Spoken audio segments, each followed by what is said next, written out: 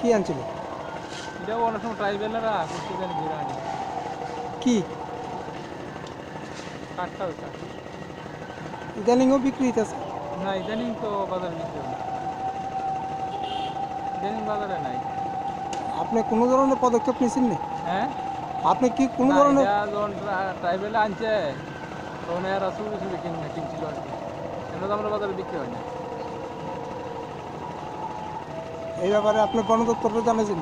হ্যাঁ, বন দপ্তরে জানাইছেন না? না না, এই ব্যাপারটা আমরা জানাই না।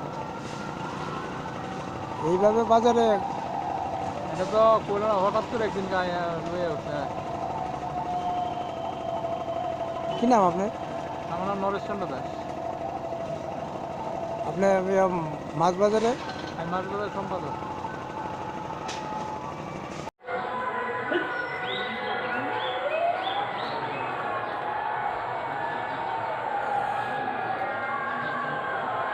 কালে একটা জিনিস তেলিয়ামুড়া বাজারে প্রত্যক্ষ করা যাচ্ছে যে কচ্ছপের মাংস বিক্রি করা হচ্ছে, তো এই বিষয়টা নিয়ে তেলিয়ামুড়া মহকুমা বন আধিকারিক হিসেবে আপনার কি বক্তব্য থাকবে?